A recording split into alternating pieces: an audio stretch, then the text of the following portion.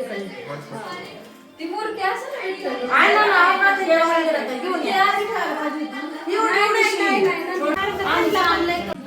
केलंय चालू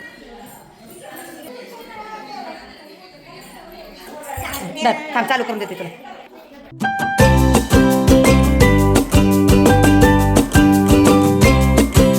नंदेच्या मुलीचं म्हणजे लाडक्या भाचीचं ना घाणा बांगड्याचा कार्यक्रम होता. त्यासाठी सकाळी ना लवकर आवरून निघालो होतो बरं का. तर सगळेजण निघालो होतं. पल्लवी, आत्याची मुलगी, छोटीशी नात, सासूबाई, आम्ही सगळेजण निघालो होतो. आम्हाला सोडवायला चालले होते कारण दिवसभर आम्हाला तिकडंच लागणार होतं. तर आजचा व्हिडिओ ना खूप छान होणार आहे. असं ना एकदम छान डेकोरेशन वगैरे आम्ही करणार होतो. तर तिथं फायनली आम्ही पोचलो होतो आणि चहा पाणी वगैरे झालं की लगेच आम्ही आमच्या तयारीला लागलो. तर सगळ्यात पहिलं काय चला म्हणतं त्या दिवशी ना पूजेचं वगैरे पण म्हणजे ते ज्याचं गहना वगैरे असतो ना जातं वगैरे सजवायचं ते पण करायचं होतं. नैवेद्याचं पण काम होतं. पण सगळ्यात पहिलं आम्ही सकाळी सकाळी ना जातं सजवायला घेतलं बरं का. म्हटलं जातं वगैरे छान असं सजवून घेतलं ना मग बाकी नैवेद्याचं वगैरे आणखीन गहना वगैरे हळकुंड वगैरे फोडायचं हे सगळं काम आम्हाला करायचं होतं. तर सकाळी सकाळी छान असं आम्ही दोघी जावांनी म्हणजेच नवरीची आम्ही दोघी मामी नंतर थोड्या वेळाने ना नंदेच्या दुसऱ्या 2 मुली पण येणार होत्या.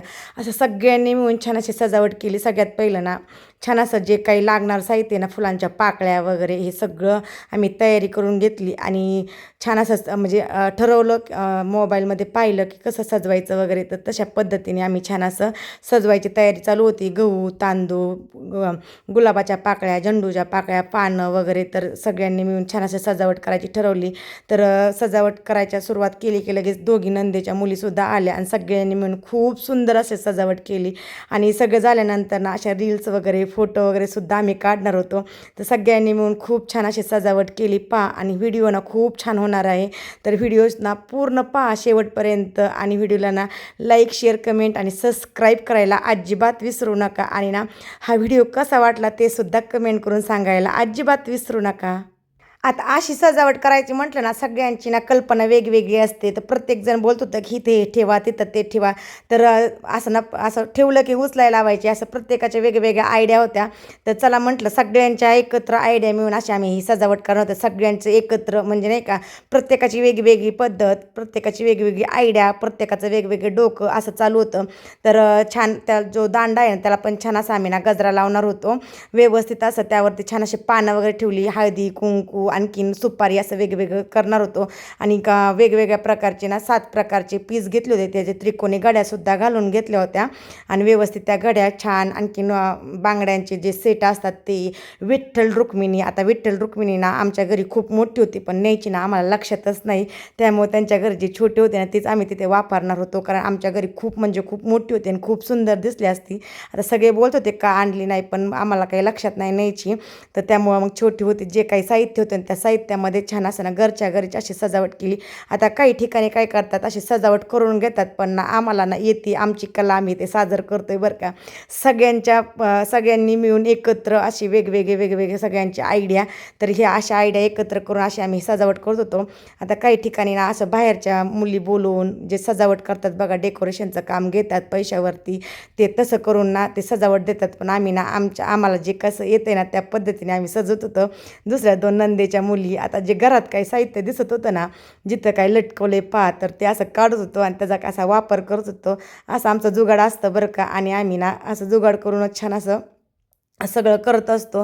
तर अक्षरशःमध्ये ना मुलंसुद्धा सामील होती. पल्लवी, आरव, नंदेची मुलं अशी सगळी एकत्र म्हणून म्हणजे कार्यक्रम करत होतं. दोघी नंदासुद्धा होत्या. आता नवरीबाई तुम्हाला दिसत नाही तर त्यांना थोड्याशा बाहेर गेल्या होत्या. थोड्या वेळाने तुम्हाला दिसतीलच. तर खूप सुंदर असा हा व्हिडिओ आणि सजावट तर कोणाला अशी सजावट आवडते आणि प्रत्येकाचे वेगवेगळे डोकं असतात. आम्ही केलेली ही गहना बांगड्यांची सजावट आणि जे कोण नवीन असेल चॅनलवर सांगायला अजिबात विसरू नका. बाहेर जाऊन खिडकीतून सोडल्यावर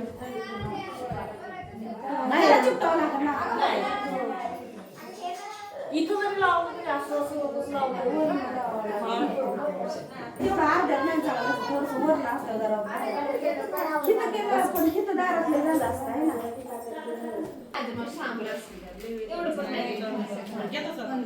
तसंच घ्या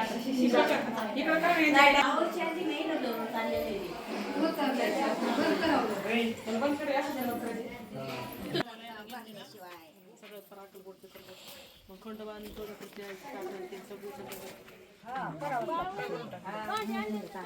करताय मावशी? सजवायला फुलं तोडते. होय. डेकोरेशन करायचंय ना? हो करायचंय. डेकोरेशनसाठी फुलं बघ एवढे तोडले. किती हा. सुंदर आहेत ना? हो.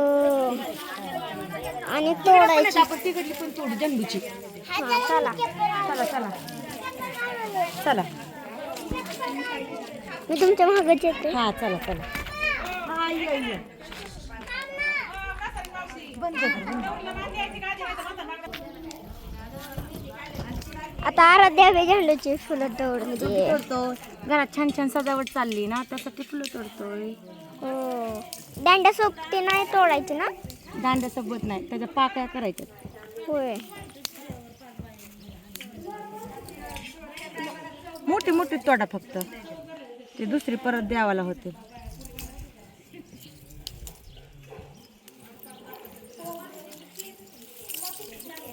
चला घरात आता.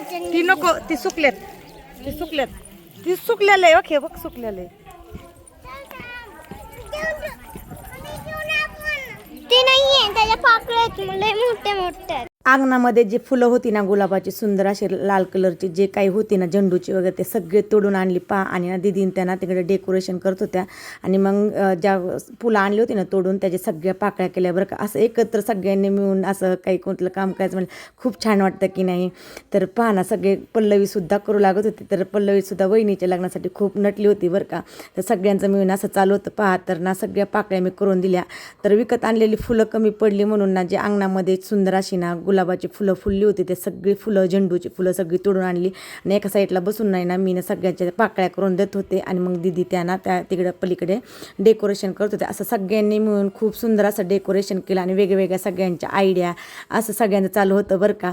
तर तुम्ही कसं करता ते कमेंट करून नक्की सांगा बरं का. तर मग मला त्यांना पर्सनली ना तर असं एकत्र सगळ्यांनी काम केलेलं खूप आवडतं बरं का. आणि सगळ्यांनी मिळून काम करण्यात ना खूप मज्जा वेगळीच असते बरं का. हो की नाही. तर असं सगळ्यांचं चालू होतं आणि सगळ्यांनी मिळून असं छान असं डेकोरेशन केलं.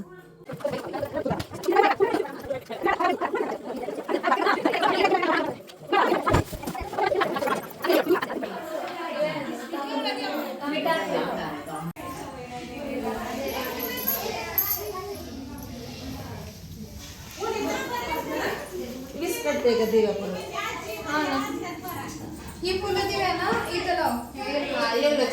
तिथं पांढरी दे का थोडी. आधीच खायला पाहिजे. हा ना हा प्लेट आवडून पण छान वाटते.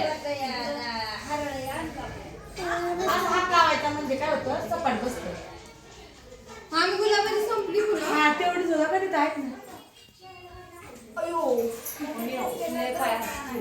ह्याला पण ठेवायची काय. ह्याला नको ती काढायला. ही वाला ठेवायचं तू. तिथं थोडं तिथं मांडायची. तिथं पूर्ण नाही थोडं. बाबा दीदी ही गाय कुठं मांडायची.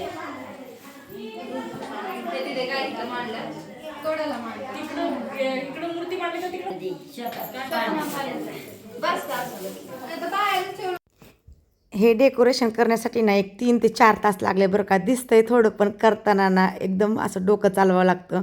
तर असं वेगवेगळ्या प्रकारचे रंगीत अशा पाकळ्या वगैरे तर ना तर असं इतकं वेळ लागतो ना. आणि यामध्ये ना खूप बारीक पाहावं लागतं. तरीसुद्धा आम्ही ना असे पानांचे ना छोटे कटिंग्स नव्हते केले. फक्त फुलांच्याच पाकळ्यांचं केलं होतं. नाहीतर ना चिंचेच्या पाकळ्या वगैरे असल्यानंतर ना खूपच छान दिसतं बरं का. पण जसं जेवढं साहित्य होतं त्यामध्ये इतकं सुंदर असं डेकोरेशन केलं होतं आणि त्याच्या पुढं ना रांगोळी पण काढायची होती कोमलचं केळवण म्हणून. पण असं चालू होतं सगळ्यांचं.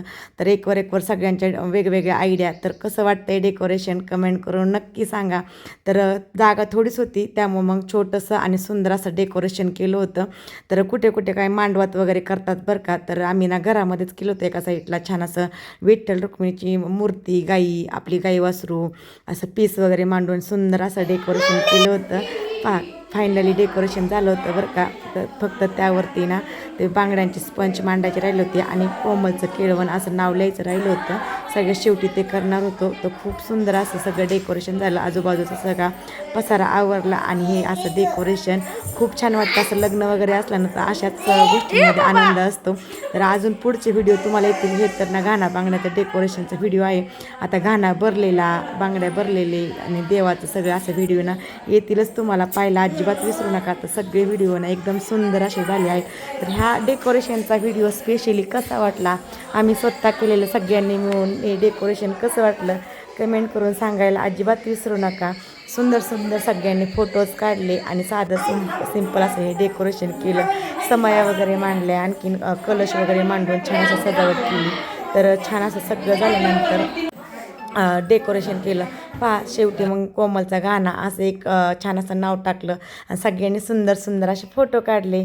तर व्हिडिओ आवडला असेल ना, व्हिडिओला लाईक शेअर कमेंट आणि सबस्क्राईब करायला अजिबात विसरू नका. ही पहा आमची क्यूट क्यूट नवरी कशी वाटली कमेंट करून सांगायला अजिबात विसरू नका आणि चॅनलला सबस्क्राईब करा. बाय.